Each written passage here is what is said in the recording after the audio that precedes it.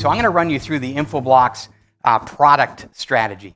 And it really has kind of three phases to it. Today and over the last 12 to 18 months, we've been putting a lot of focus on making the core network services that we provide in a commercial-grade platform more relevant to the major IT spending initiatives of CIOs. And that's principally around the security front, where we continue to invest in making our platform the most secure of any out there and protecting against all the new attack types that happen against DNS. And then second, as organizations start to introduce private clouds, Amazon-like experiences inside their four walls, and put more centralization and governance around their public cloud activities, they need a platform to tie together those core network services for that compute infrastructure. And that becomes yet another kind of catalyst and compelling event for customers to consider a commercial-grade platform. And then going forward in the next phase, and we've already started on this, is that when we have a pervasive DNS infrastructure inside of customer accounts, we have a rich set of data that only Infoblox can kind of uniquely gather. We have the DNS traffic, which is the intentions around where every user inside the organization intends to go, and that's a good reference point for potential malicious activity. We hand out every DHCP lease of getting people on the network. That's great for incident response and forensics information and so forth. And in the hybrid cloud analytics area, if we're serving those core network services for their public clouds, their private clouds, their traditional on-prem environment, we're one of the unique vendors in terms of able to access and know about a little bit about every workload that's running across their organization. That sets us up to give them interesting insights on decision support and where they should move workloads, et cetera. So in that tomorrow phase, through using a lot of analytics, we think we're in a position to really monetize a lot of the data that we have and offer additional services to customers. And then in the future, in the long run, as Jesper mentioned, we see a world where applications are massively distributed, where applications are data-driven and analytics-driven, where those applications are more network aware. And if you look at our history and you kind of go back to the origins of Infoblox, Infoblox built one of the first highly distributed platforms through its grid-based architecture, serving one of the most massively distributed applications out there, DNS. There's no more kind of distributed app than DNS itself. And so we think that puts us in a good position to offer new capabilities in this networked application world. It's going to be a lot of what Alan talks about in his presentation. Just to ground everybody on the opportunity, so Jesper showed the $7.5 billion opportunity we see for Infoblox in our core services. And if you break that down a little further by segment, this is the first time we're showing this, we look at the segments being kind of the size of organization based on employees. And where we're putting most of our attention and what informs our product direction and strategy is really organizations greater than 10,000 employees. One, because we're still pretty lightly penetrated in those top two tiers. Second, our proposition really resonates with that class of customers. And in and of itself, the deal sizes are much larger in that category of customers. And we think that represents in and of itself just a $4 billion opportunity. We sell across all those tiers, but we're focused on those top two tiers in terms of our product direction and strategy. Okay, so let's just talk about what are the drivers for the core network services that we provide. Because keep in mind, DNS, DHCP, these protocols have been around for decades. And they're running in every network. They're running on your home network through some gateway. You can get it for free on a Microsoft Active Directory server. You can use a variety of different open source technologies out there. And so what causes people to move to a commercial grade platform? I'm going to talk about cloud and security at length because we think those are compelling events that tend to happen within an organization. But there are a number of others that drive it. So data center consolidation is a big one as people try to drive down their OpEx costs in running the data center. Compliance. Organizations need to know who's making what changes on their network and have a good audit trail behind that. If you're using kind of traditional systems, that's very hard to do. And then, from a virtualization and cloud perspective, those platforms require a high degree of agility and automation. You can't be opening up help desk tickets. And then the protocols themselves, as we move from IPv4 to IPv6, as more organizations adopt DNSSEC, those are an order of magnitude more complex than they were in the past, much more risk to generate errors and cause problems.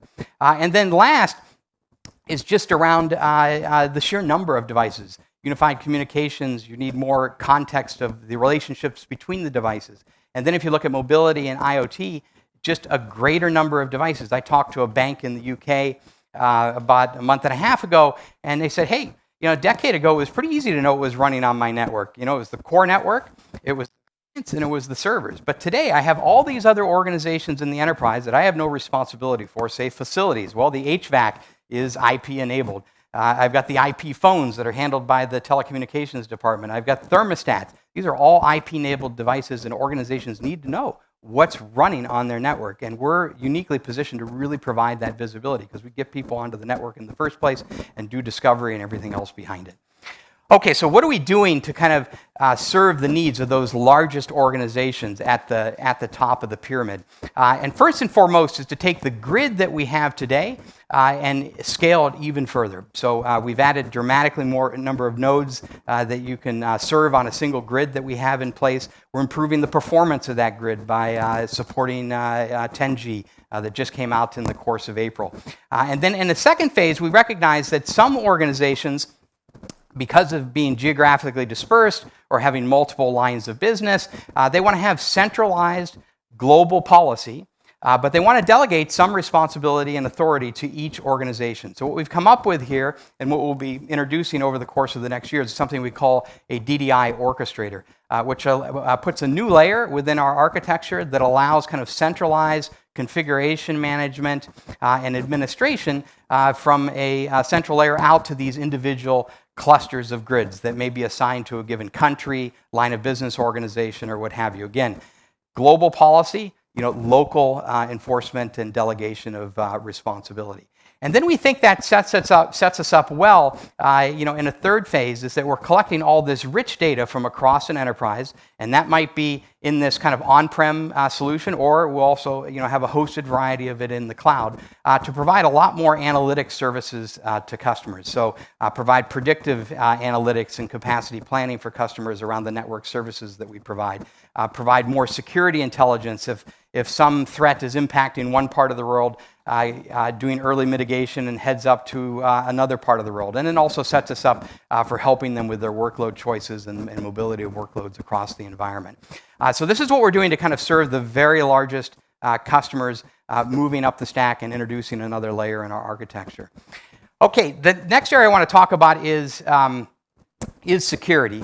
And if you look at it, DNS by nature is pervasive. It's the foundation of the internet. We like to say at times it's the phone book, of the internet. And if you look at a typical enterprise organization, some 2 million queries a day are hitting the average enterprise. And if you're a web scale company, it's it's an order of magnitude higher than that. Because DNS is pervasive, it has to be open. It's a very open protocol. Port 53 on every firewall is open to allow the DNS traffic to go through. There are some 33 million open recursive servers out there, on the internet today. And it's also a protocol that a lot of people are very knowledgeable about. And as a result, it's very easy to take advantage of. And it is being taken advantage of and is under attack. It's tied right now with HTTP as the most attacked protocol at the application layer. And what's behind that? Because, look, most enterprise organizations over the last decade really shored up their web tier, their HTTP, HTTPS, and so the bad guys have kind of oriented their focus towards this new open pervasive protocol that you can do a lot of damage with. And so let's talk a little bit about what it means to be under attack with DNS. There are three types of ways that DNS gets attacked. First, the DNS infrastructure itself comes under attack. And so it's the number one protocol for amplification attacks. This tends to particularly affect a lot of our service provider customers, where the subscribers, the mobile subscribers to the service providers, become hijacked and unknowingly are executing an amplification attack against their own carrier. And we've seen a carrier in Latin America, that basically was brought down to their knees for all internet traffic for a 4 to 6 hour period because of a DNS amplification attack. The second is that the attackers are using DNS inside the enterprise to exfiltrate sensitive corporate data. And one of the best examples of this, a retailer, basically the bad guys infected some devices, and then through lateral moves, we're able to initially exfiltrate credit card numbers encoded through DNS text. And then in a second exfiltration, exfiltrated the names. And in the third one, the expiry dates. And on the other side, in the bad domain, put it all back together. But each one of those exfiltrations on their own, in isolation, didn't look that bad. But together, you can see they launched a major attack. And then the last is that malware uses DNS as a command and control point. That essentially means when you're sitting at a coffee shop with your mobile phone, or maybe you're at home, and your device gets infected, on a personal network, you come back into your company the next morning, the first thing that malware tries to do is establish a connection with command and control so it can get instructions on what to do next. And so it's a very classic, and they tend to do it through DNS as opposed to IP addresses because IP addresses are easier, for the security specialists to find. So DNS, a big part of security threats that are out there today. We have three main focuses on security.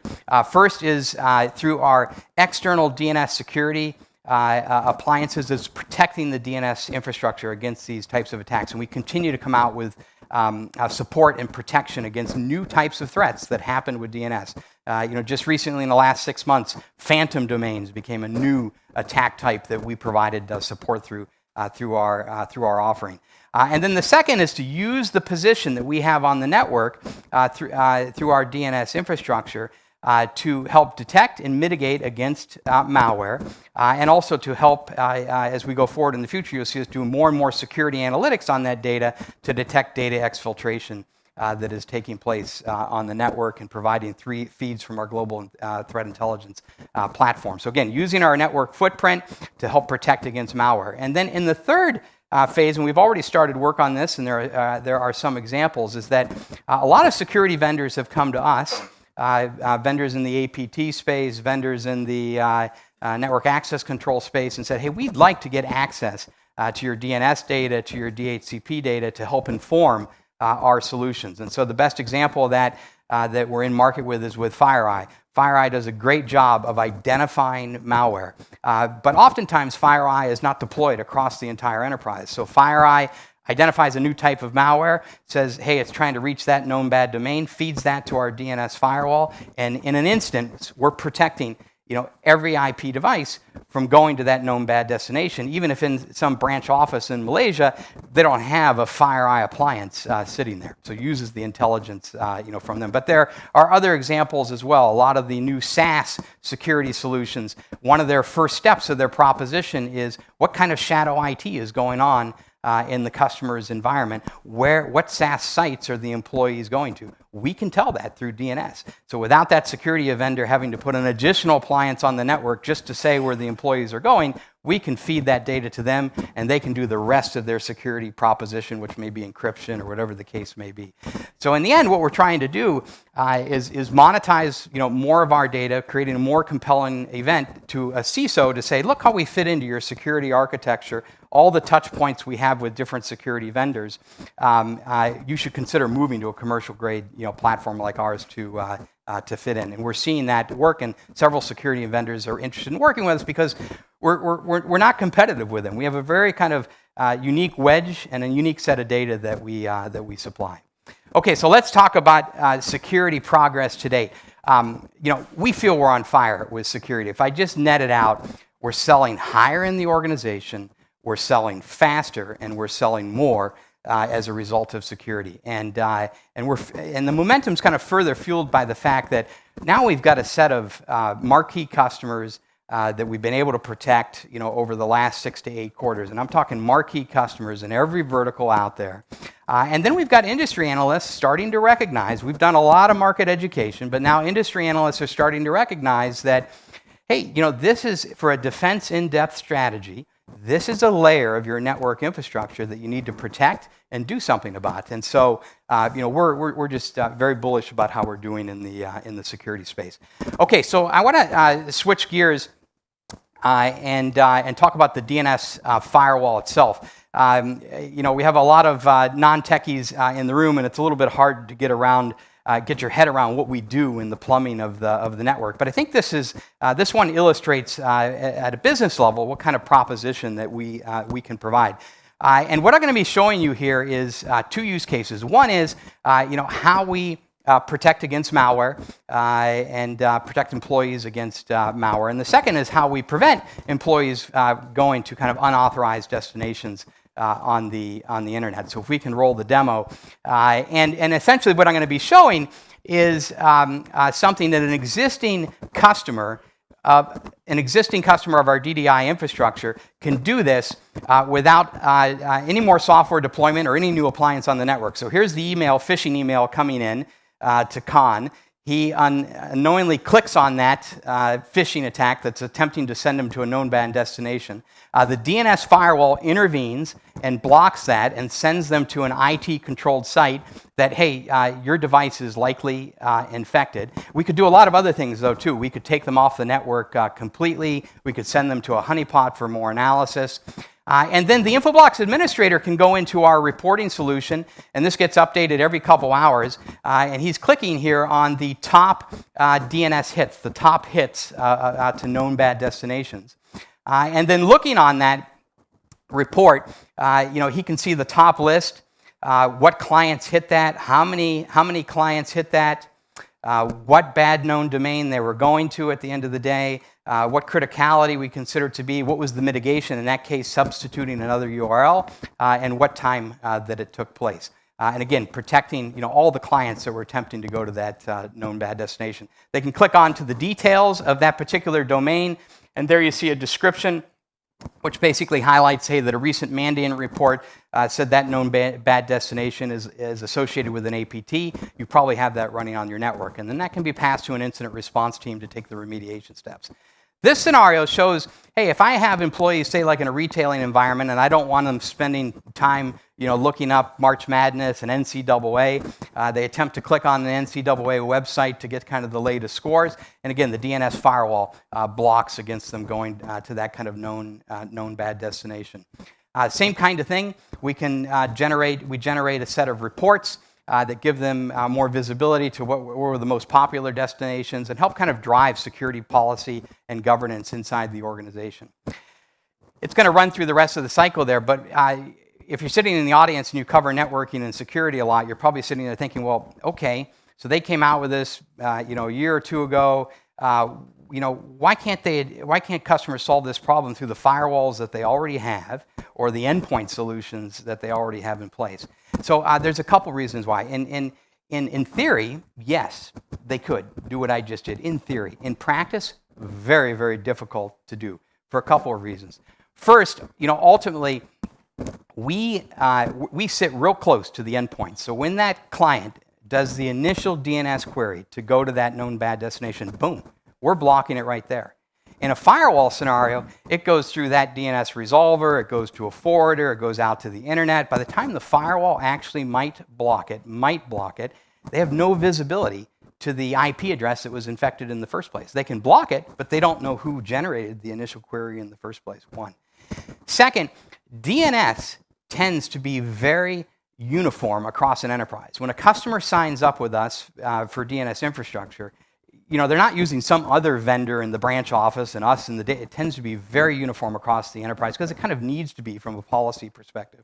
If you look at firewall and endpoint solutions, you might have one high-end vendor inside the data center, another vendor out at your branch offices, another vendor that's helping you with your cloud-based firewalls. And so to practically update all those firewalls in real time, keep in mind this is real time, these feeds come in every hour, and so to go update a myriad of multi-vendor hardware platforms through ACLs is a very onerous task and certainly not something that you're going to do on a real-time basis. So while in theory they could, in practice we do. We think we're very complementary to those in solving a unique problem around malware mitigation.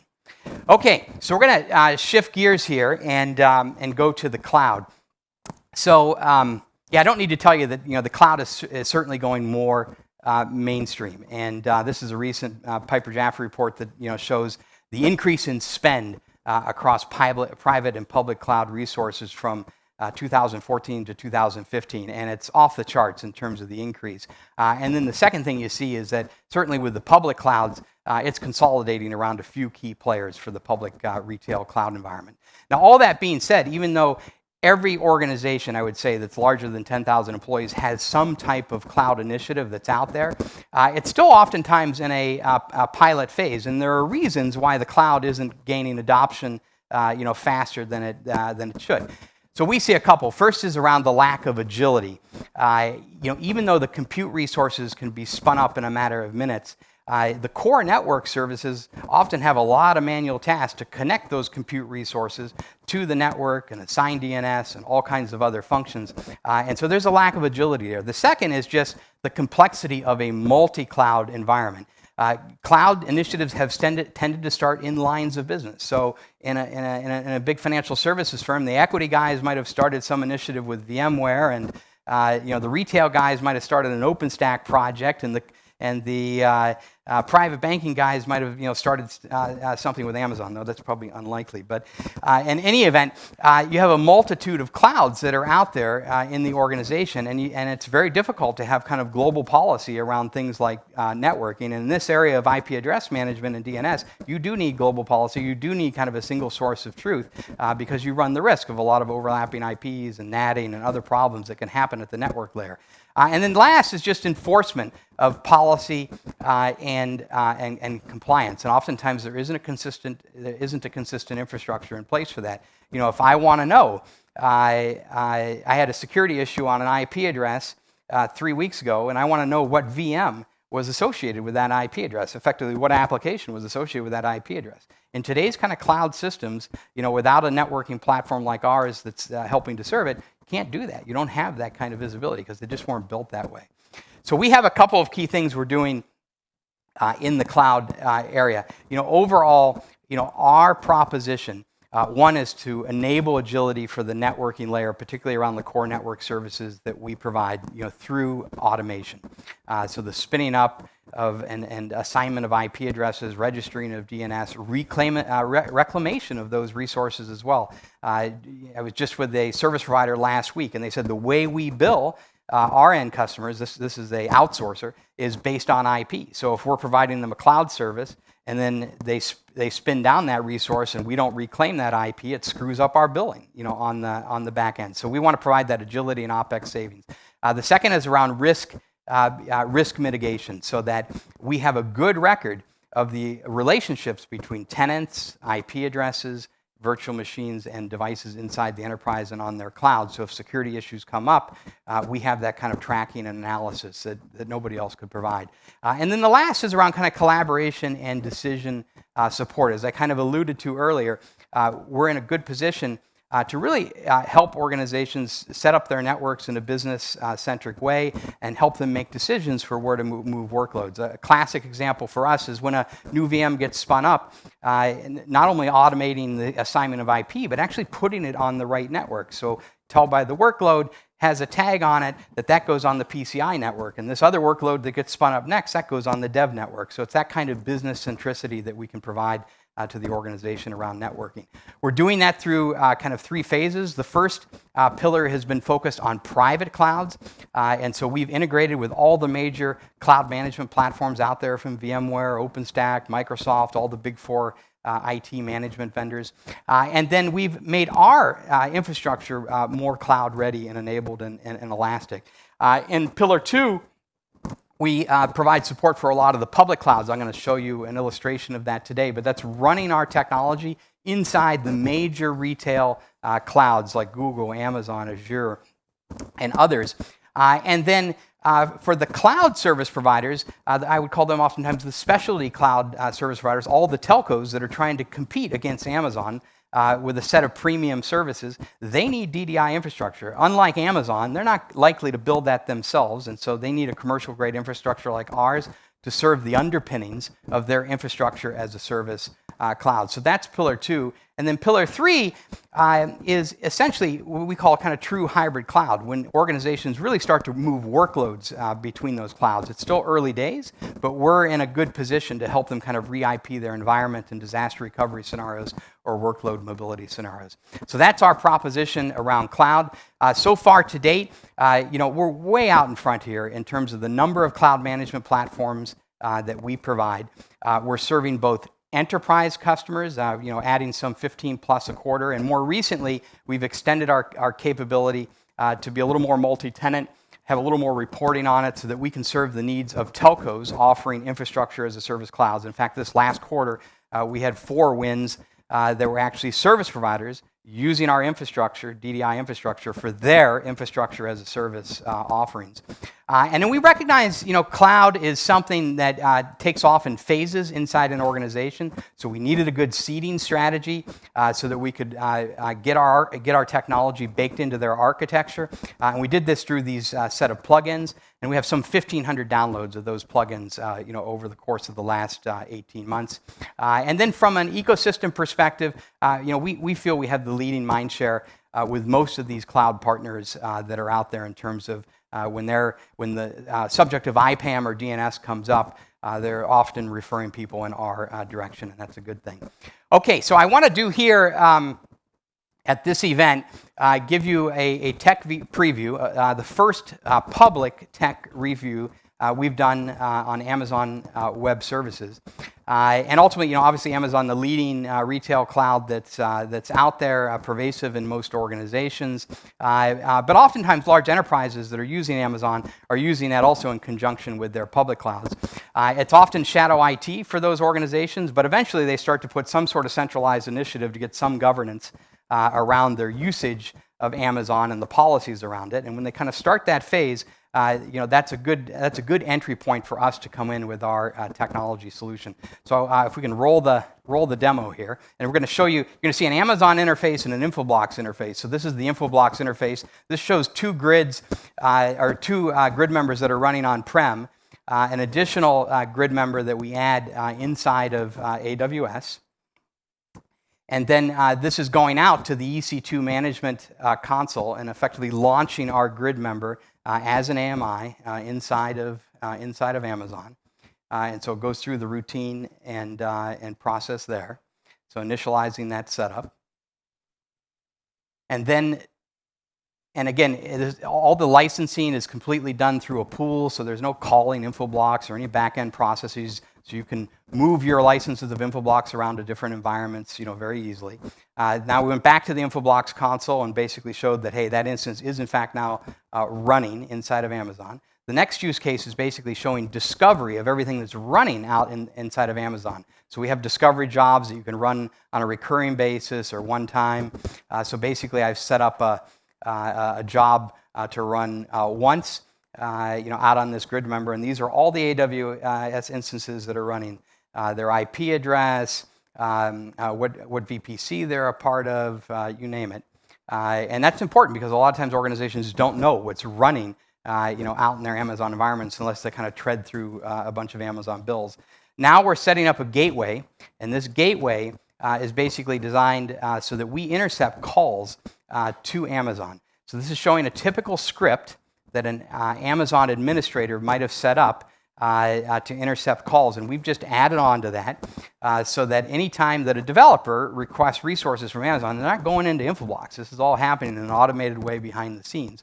Where we can create a new VPC. This is showing the creation of a new subnet on the network based on some call some developer made to that gateway to ours. Then this is showing the actual EC2 instance. So basically some VPC to subnet to the actual AWS instance itself. And then we go, just to show how it happened behind the scenes, you're going to see a series of screens here in the Infoblox Grid Manager that effectively confirms that all these services have been set up behind the scenes based on some call that a developer made through their interface that they're using already. So there's no need for the administrator to change their scripts or approach or processes. We just intervene in between. And then as a result of that, we're providing kind of a single pane of glass for all their IP address management across their on-prem and their public cloud resources, the DNS registering, and then all the auditing and visibility that you might want to have to do afterwards because you've had some security issue or some sort of security event. So a very compelling proposition to customers. Comes out later this year. We're already in beta and have a handful of customers that are eager to sign up for it. We're really excited about what we're doing here in cloud, and Amazon is the latest instantiation and example of that. Okay, so final area I want to cover is service providers. So we've had service provider offerings for several years now. We've always been on the IT side of the service provider network and have hundreds of customers. In more recent years, we've done a lot on the revenue-generating side of service provider networks, and we think the service providers' challenges line up well with our proposition. So first, they've got the biggest attack surface out there in terms of vertical. You take their networks down, you take a lot of productivity down, and so they're doing everything they can to secure the network. Second, they want to enhance subscriber experience, so they're putting all kinds of dollars into subscriber experience to reduce churn on their network. And then last, service providers are OpEx sensitive more than any other vertical out there. And so anything they can do that they were doing with the platform and labor, and they can put in some commercial automated platform, all the better. So we think our proposition lines up well there. Our offering has evolved in the service provider space. We came out a couple years ago with something serving the mobile providers, and particularly around secure DNS caching.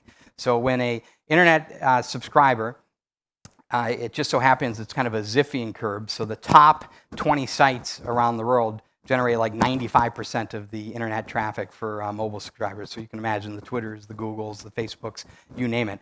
And so service providers want to make a good first impression, meaning I want to give the subscriber the impression that, okay, you tried to go to that location, and I've initiated contact and I'm starting a session. Well, that's what's done through DNS. And so to get sub-second response times on DNS, they use our secure DNS caching solution to make that happen. It protects the subscribers, and it also offers a high degree of performance in terms of queries per second. We've got some 25 operators, tier 1, tier 2 operators to be precise, that are using our secure DNS caching platform.